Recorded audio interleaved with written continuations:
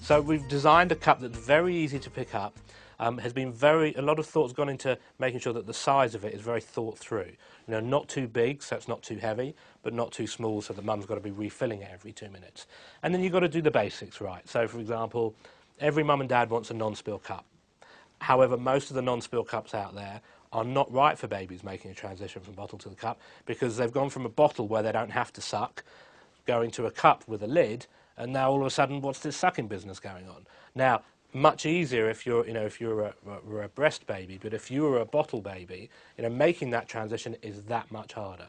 And then other basics like, you always hear mums and dads complaining about getting that lid off the cup. I was fighting with it, or putting it back on. So we wanted to do the basics well.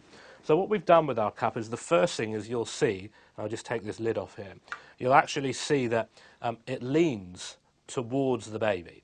And the reason for that is it actually follows the same profile of baby doing this, and therefore they're far more likely to actually get it in their mouth. The second thing is look at the handles. The shape of the handles are unlike anything else that's out there at the moment. And the reason for that is we've taken a very ergonomic approach to designing this cup. This is the bit where it was kind of designer Jonathan rather than dad Jonathan designing this bit.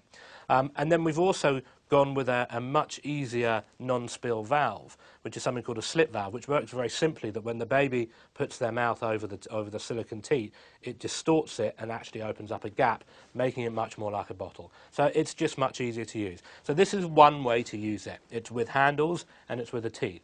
But your baby might actually prefer to start off, for example, without any handles, and I'll just take the handles off here, and just have the teat, which actually is therefore making it much more like a bottle.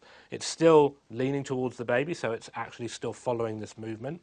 So that's another way to use it. When we actually start to try and get baby away more from bottle, because bear in mind this is all about transitioning, we actually can do it with the handles on, but then we have the sipper ring. And the sipper ring is basically taking into account that sipping from a cup is actually quite a tricky thing. So we've got a nice big chunky sipper ring here, making it nice and easy. And then the fourth way, or a fourth way to use it, is just taking the handles off, and now you've got the closest thing to a cup, but with a nice big chunky sipper ring. And by the time you've got to here, your baby is now pretty much there on making that transition from a bottle to a cup.